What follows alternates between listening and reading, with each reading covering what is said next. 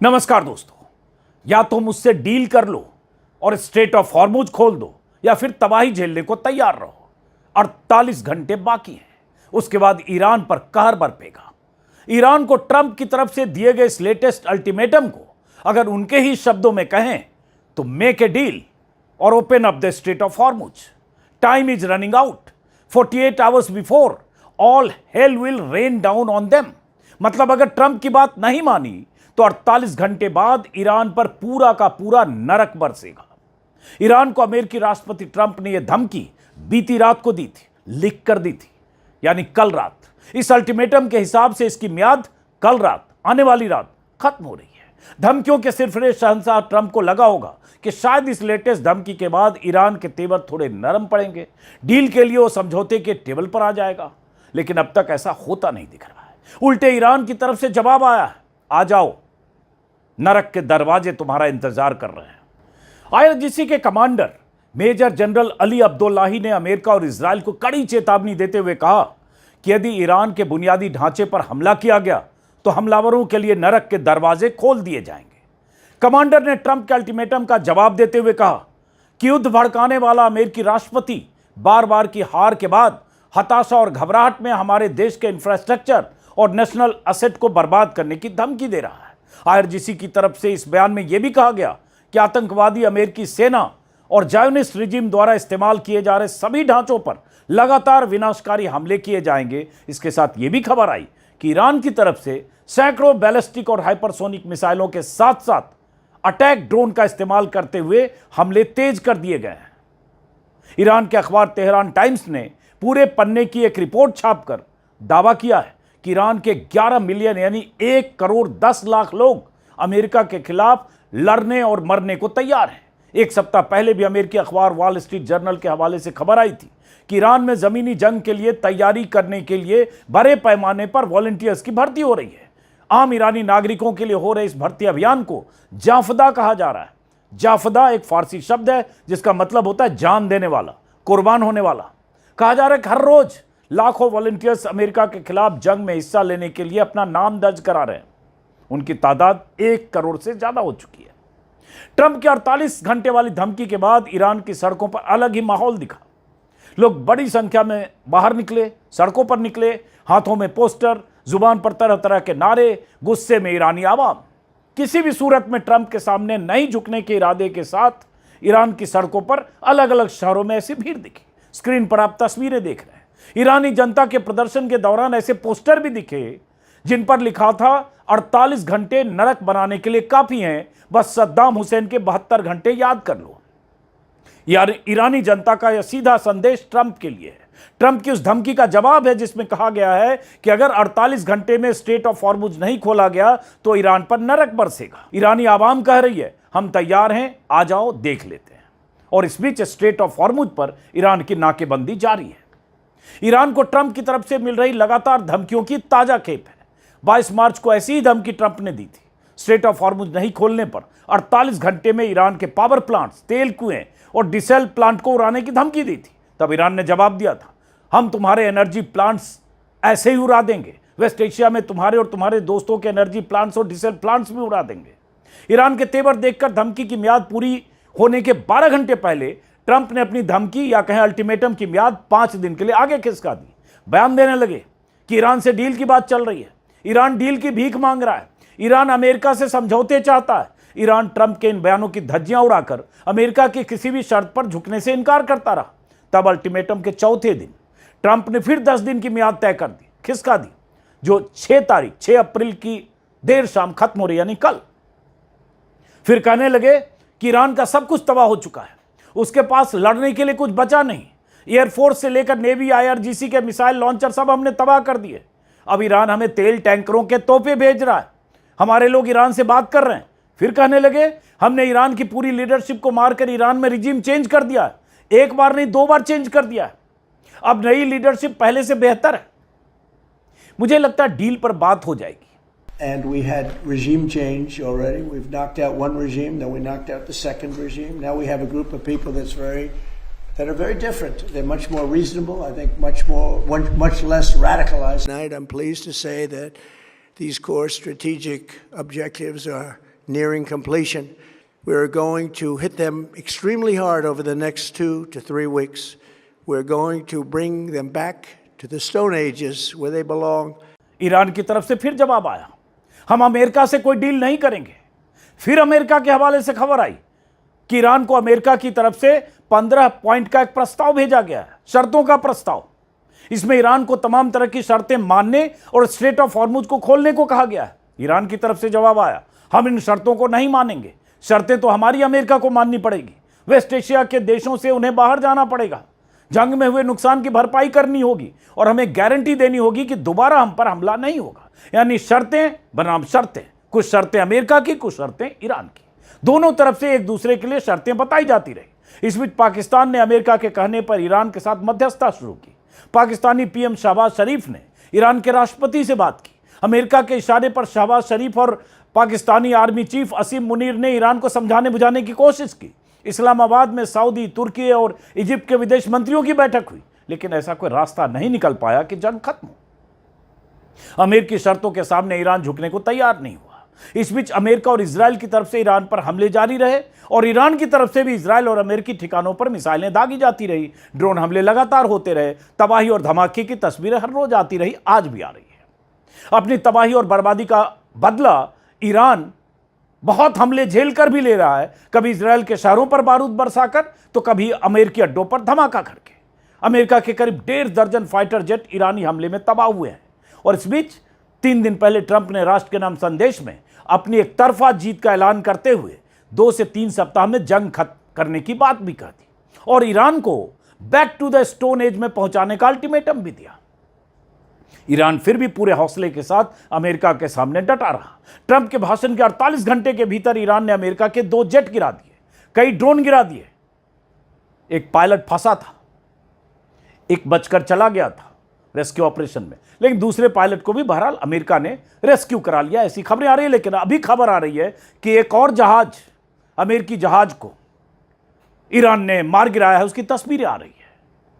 और बीते 48 घंटों के भीतर ईरान की तरफ से दावा किया गया है कि 3 जेट मार गिराए गए, कई ड्रोन्स और कई और जो एसेट्स हैं उसको नुकसान पहुंचाया गया है। अब ट्रंप ने अपने अल्टीमेटम को फिर से रिपीट कर दिया है। इस बीच लगातार खबरें आ रही है कि अमेरिका ने वेस्ट एशिया में बड़े पैमाने पर मरीन और पैराट्रूपर्स की तैनाती कर दी है। कई युद्धपोत और एयरक्राफ्ट कैरियर वेस्ट एशिया पहुंच चुके हैं या पहुंचने वाले हैं। सवाल उठ रहे हैं, क्या अमेरिका ईरान के तेल निर्यात केंद्र खार्ग आइलैंड पर कब्जे के लिए ग्राउंड ट्रूप्स उतारेगा? क्या खार्ग पर कब्जा कर स्ट्रेट ऑफ हॉर्मुज खोलने के लिए ईरान को मजबूर करेगा? हालांकि दुनिया भर के वॉर एक्सपर्ट कह रहे हैं कि अगर अमेरिका ने बूट्स ऑन द ग्राउंड्स का फैसला किया तो ये लड़ाई अमेरिका के लिए भी बहुत खतरनाक हो सकती है, बहुत जोखिम भरा हो सकता है। खार्ग और स्ट्रेट ऑफ हॉर्मुज की भौगोलिक स्थिति ईरान के लिए ज्यादा मुफीद है, ये दुनिया भर के एक्सपर्ट कर रहे हैं। अमेरिकी अखबारों में इस पर 50 रिपोर्ट छप रही है। ईरान ने अमेरिकी हमले के मुकाबले के लिए दोनों जगहों पर बड़े पैमाने पर तैनाती और तैयारी कर रखी है, इसकी रिपोर्ट छप रही है। ईरानी मिसाइलें और समुद्री सुरंग से लेकर सैकड़ों टॉर्पीडो बोट तबाही मचा सकते हैं जो वहां मौजूद हैं। कई अमेरिकी अखबारों ने ही लिखा कि ईरान से इन मोर्चों पर जमीनी जंग लड़ने में अमेरिका के पसीने छूट सकते हैं, बहुत कैजुअलिटी हो सकती है और यह जंग लंबी खींच सकती है। अमेरिका लाख कह रहा हो कि ईरान की मिसाइल पावर खत्म हो गई, लेकिन हर रोज हो रहे ईरानी हमले अमेरिकी दावों से उलट हैं। CNN की रिपोर्ट आई अभी 2 दिन पहले अमेरिकी खुफिया विभाग के हवाले से कि ईरान की मिसाइल पावर 50% से ज्यादा बची है और अभी इतनी मिसाइलें हैं उनके अंडरग्राउंड स्टोर में, अंडरग्राउंड मिसाइल सिटी में कि ईरान हफ्तों नहीं महीनों तक तबाही मचा सकता है। यह CNN की रिपोर्ट कर रही है। तो सवाल उठता है 24 घंटे बाद क्या होगा? क्या ट्रंप एक बार फिर अपने अल्टीमेटम की म्याद बढ़ाएंगे या कोई उस तरह से विनाशकारी हमले करेंगे? क्या ईरान पीछे हट जाएगा? क्या ईरान ट्रंप की धमकियों से डर जाएगा, जिसकी गुंजाइश बिल्कुल नहीं दिखती?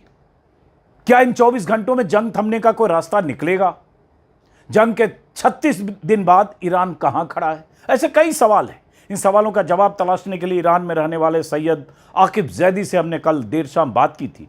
मैं चाहता हूं उनसे हुई बातचीत का कुछ हिस्सा सुनिए, समझिए कि ईरान में क्या चल रहा है, ईरानी लोग क्या सोच रहे हैं। कि आज भी पता चला कि काफी जगह बॉम्बिंग हुई है, और जैसे मैंने बोला बुशहर न्यूक ठिकाने पर हुई, इजराइल ने और भी जगह बॉम्बिंग की, और जो पुल उड़ाया गया परसों, जिसकी तस्वीरें हमने देखी, कहा गया 13 से 14 लोगों की मौतें हुई है, वहां जो तबाही हुई है, जिस तरह से भगदड़ हुई, उसकी भी तस्वीर, वीडियो, आज एक नया वीडियो आया है, वो भी माफ करें, ईरानी मीडिया के हवाले से देख रहे हैं।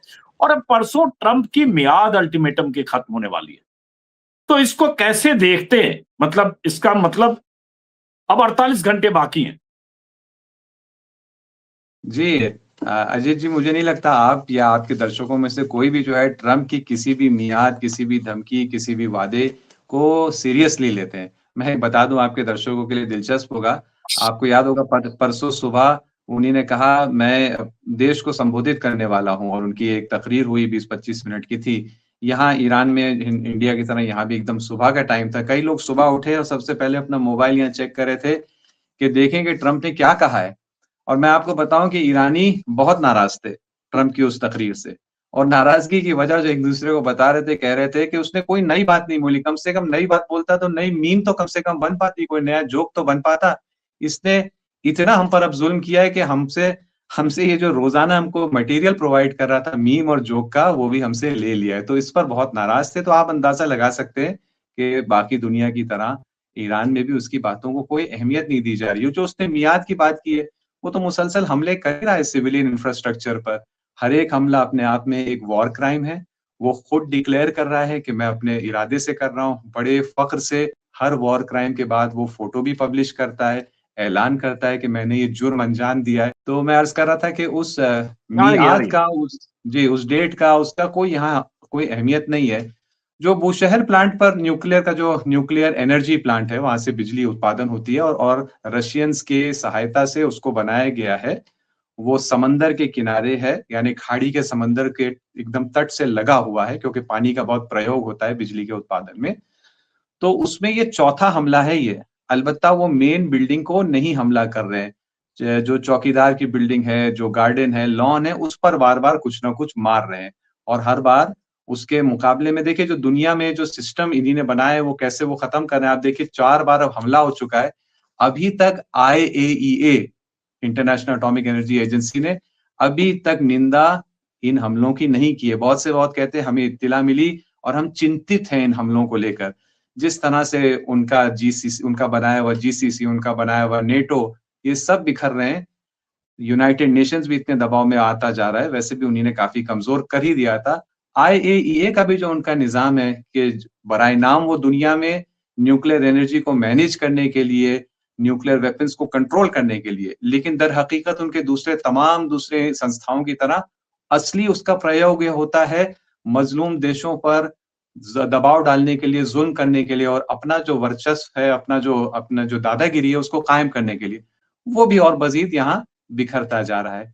तो ये जैसे जंग बढ़ती जा रही है, उनके जैसे वॉर क्राइम बढ़ते जा रहे हैं, उसका ऐलान बढ़ता जा रहा है, उनकी बेबसी, ईरान और इस खित्ते के लोगों के रेजिस्टेंस के सामने उनकी बेबसी, उनकी लाचारी वो दुनिया के सामने खुलकर आती जा रही है।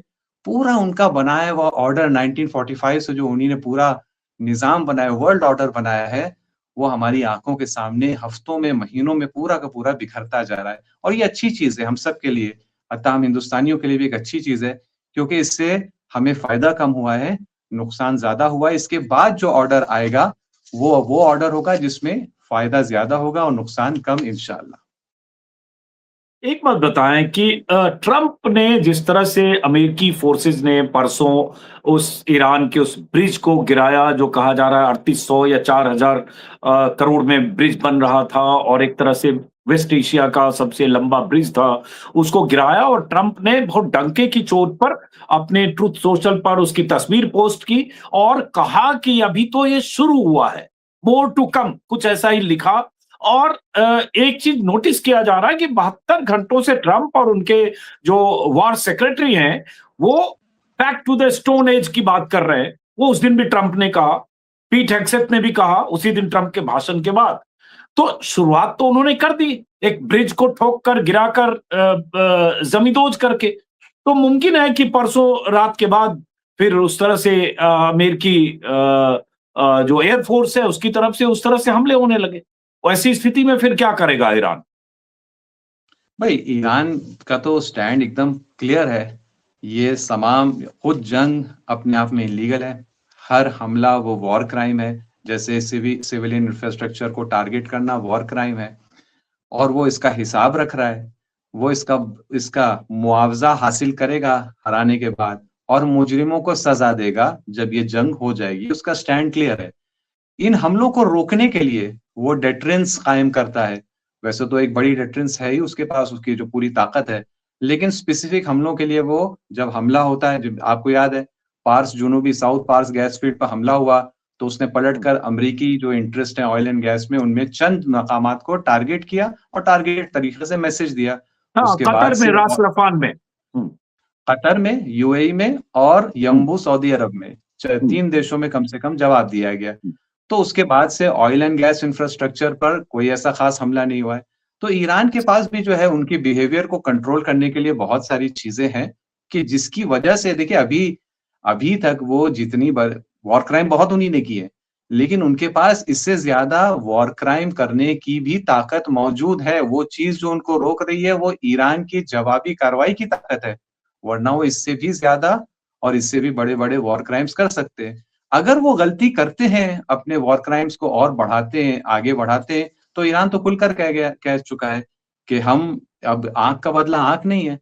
हम अगर आप वॉर क्राइम करेंगे, हम आपके स्ट्रेटेजिक मिलिट्री एसेट, क्योंकि पूरे इस इलाके में भरे हुए हैं, उनके मिलिट्री हो या नॉन मिलिट्री स्ट्रेटेजिक एसेट्स हो, हम उनको चुन चुन कर टारगेट करेंगे।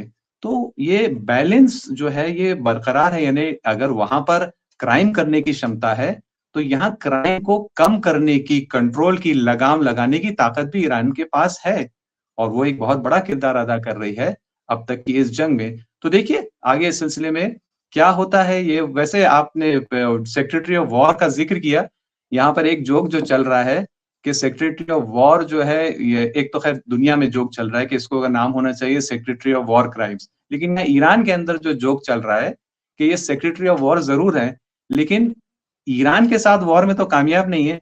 अपने फौजी जनरल के साथ जो इसकी वॉर चलती रहती है, अभी 3-4 को बर्खास्त कर दिया, उसके खिलाफ कुछ लिख दिया। इससे पहले जंग से पहले 8 को निकाल चुके थे, 4 को तो जंग के बीच में निकाल दिया। रैंडी जॉर्ज तो चीफ ऑफ स्टाफ है।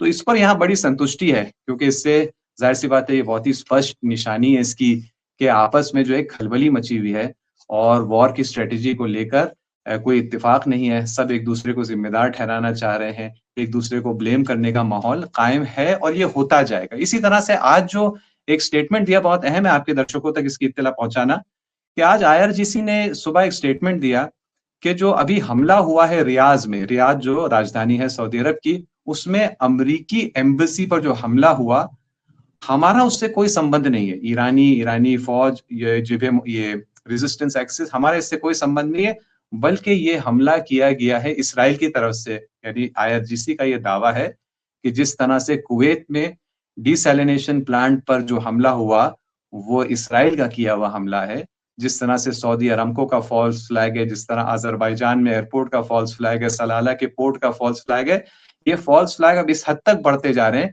कि डायरेक्ट अमेरिकी एम्बेसी के ऊपर भी इसराइल का हमला हुआ है।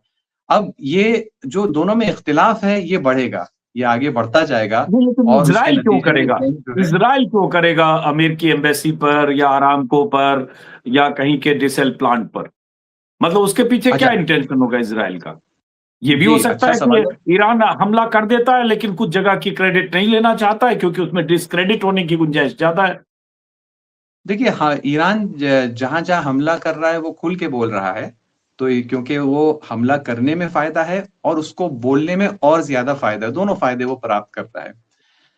इसराइल क्यों हमले कर रहा है और कर चुका है और कर सकता है? एक तो खैर इसराइल की पूरी हिस्ट्री है फॉल्स फ्लैग ऑपरेशंस की। वो उसकी वजह यह है कि हमेशा उसकी कोशिश है कि किसी तरह से, दो चीजें उसकी कोशिश है, इस इलाके की जनता और ईरान की जनता के दरमियान कोई दरार पैदा करे। तो अगर सलाला के पोर्ट पर करता है, सलाला तो इस वक्त ईरान की तरफ में है, ईरान की तरफदारी कर रहा है, ओमान ईरान की तरफदारी कर रहा है। अगर वहां पर ऐसा हमला होता है और ये झूठी तस्वीर पैदा हो जाती है कि ईरान ने ओमान पर हमला किया जबकि ओमान पूरी तरह ईरान का साथ दे रहा है, तो जाहिर सी बात है दरार पैदा होगी, इस इत्तेहाद ये टूटेगा, इसका डर है, तो वहां ये हमले। दूसरा, अमेरिका को मैनिपुलेट करना खुद एक अहम मकसद है। देखिए, अमेरिका परेशान है। अमेरिका के लिए ये जंग उसके वजूद की जंग नहीं है एक मानों में। ये इस्राएल की वजूद की जंग है जो अमेरिका से लड़वाई जा रही है। अमेरिका में भी एक हद तक इस बात की समझ है और बढ़ती जा रही है दिन-ब-दिन जैसे मार खा रहे हैं। लेकिन इसराइल के लिए ये बहुत खौफ का मकाम है कि अगर अमेरिका ऐसा सोचने लगेगा और फिर सोचता है कि चलो यहाँ से निकल जाओ, हम क्यों अपने आप को बर्बाद करें किसी और के लिए, ये तो बहुत बड़ा प्रॉब्लम है। तो अगर वो किसी तरह मैनिपुलेट कर सकता है अमेरिका को कि जिसके नतीजे में वो ईरान के ऊपर और ज्यादा बर्बादी से हमला करने की कोशिश करे, तो वो उसके फायदे में। और ये भी याद रहे, खुद अमेरिका की हुकूमत के अंदर इसराइल के एजेंटों की कोई कमी तो है नहीं। तो यहाँ से वो कोशिश करे, वहां से उसके जो एजेंट भरे हुए अमेरिका की हुकूमत ने वो इसी चीज को सपोर्ट करे, ये उसकी मुसलसल कोशिश है। और ऐसे ही मुझे लगता है कि हम लोग आगे देखेंगे। दरार पहले भी देख चुके हैं, साउथ पार्स पर जो हमला हुआ, अमेरिका ने कहा ये इसराइल ने हमें बगैर बताए हुए, बगैर पूछ के साउथ पार्स पर हमला किया। तो ऐसा नहीं हमारे पास मिसाल नहीं है कि इन दोनों में इख्तिलाफ है। तो आगे ये नहीं, वो तो इख्तिलाफ एक बढ़ता ही खबर ये भी जाएगा। आई, एक खबर ये भी आई, माफ करिए बीच में बोल रहा हूँ, एक खबर ये भी आई कि कोई शख्स से नाम भूल रहा हूँ ईरान के, जो टॉप लीडरशिप में शामिल थे, डिप्लोमेसी के एक्सपर्ट थे, वो पाकिस्तान के थ्रू अमेरिका से कोई बातचीत चल रही थी, निगोशिएशन का हिस्सा थे, उनको भी टारगेट इजराइल की तरफ से किया गया, जिसमें उनकी पत्नी शहीद हो गई, वो बाल बाल बच गए। नाम भूल रहा हूँ अभी, 48 घंटे पहले की बात है। जी, मेरे मेरे इल्म में ऐसी कोई खबर नहीं है, तो मैं इस पर कोई अच्छा, ओके, टिप्पणी नहीं कर सकता। चलिए कोई नहीं। अब आते हैं हम उस सवाल पर जो बहुत अहम और मौजू है, कि जैसे अरागची साहब का जो विदेश मंत्री है, उनका एक ट्वीट आया है जो स्क्रीन पर देख रहे हैं, जिसमें उन्होंने एक तरह से सफाई दी है कि अमेरिकी मीडिया ईरान की स्थिति को गलत तरीके से पेश कर रहा है। हमने इस्लामाबाद जाने से इनकार नहीं किया, हम इस इलीगल वार को हमेशा की तरह खत्म करने की शर्त पर बात करना चाहते हैं। इसको कैसे देखा जाए? मैंने खुद अभी ये ट्वीट देखा नहीं, मैं देखूंगा, लेकिन बिलफर्ज ये कि ये ट्वीट वाकई ऐसा ही है, तो इसको यूं देखा जा सकता मैंने है। देखा, इसलिए और मैं खुद उनके ट्विटर हैंडल से हमने पोस्ट किया, इसलिए इसमें आप इतना निश्चिंत रहें कि ये उनका ट्वीट है और वही मैं पढ़ रहा हूं। जी, जी। तो अगर इस किस्म का कोई पैगाम है, तो इसको चंद तरीके से देखा जा सकता है। एक तो ये कि देखिए, ईरान के लिए ये बहुत अहम है कि वो अमेरिका के अंदर जो इस हुकूमत और जनता के दरमियान जो नाराजगी और दरार है, इसको ज्यादा से ज्यादा बड़ा करे। इसीलिए आप देखेंगे 2 दिन पहले यहाँ के प्रेसिडेंट ने, राष्ट्रपति ने खत लिखा, लेकिन खत किसको लिखा? अमेरिका की जनता को लिखा। शायद अमेरिकी आपने जनता देखा को, हो। हाँ, जी, बिल्कुल 3-4 देखा, पेज का उन्होंने 3-4 4 पन्ने पेज का। का उन्हीं ने खत लिखा। जी हाँ, बिल्कुल। और उसमें आपने देखी किस किस्म की बातें हैं, इसमें बहुत ही मुलायम बातें, बहुत अच्छी बातें, चीजें समझाने की कोशिश की जा रही है, क्योंकि उनको ये, यहाँ के लोगों को पता है कि अमेरिका की जनता इस जंग से कतई राजी नहीं है, बहुत नाराज है, जंग के मुखालिफ है, इस जंग के मुखालिफ है। और अभी तो नुकसान उनका होना शुरू ही हुआ, आगे जैसे उनका नुकसान बढ़ेगा और उनकी नाराजगी और बढ़ेगी। ये क्योंकि यहाँ की जनता भी जानती है, ईरान की यहाँ के हुक्मरान भी जानते हैं, और उनको पता है कि बुनियादी तौर पर उनकी जंग अमेरिका की जनता से नहीं है, बल्कि एप्स्टीन गैंग से। तो ये दरार एप्स्टीन गैंग में और जनता में ये बढ़नी चाहिए। तो वो, चाहे वो खत हो आगे पिज़िशकियान का, चाहे ये ट्वीट जिसका आप जिक्र कर रहे हैं, या और भी बहुत सारे इस टाइप की चीजें हैं कि जिसका मकसद ये है कि वहां पर शऊर और बेदारी में इजाफा होता रहे, और जो गलत पिक्चर वहां पेश की जा रही है उसका मुकाबला हो सके, और इस तरह से इस जंग में और जल्दी और भी बड़ी कामयाबी हासिल हो। और ये बात तो सच है कि, और मैंने भी आपसे कई बार अर्ज किया कि देखिए, आखिर बातचीत तो आखिर होगी। सवाल ये है कि बातचीत कब होगी और किस मुद्दे पर होगी।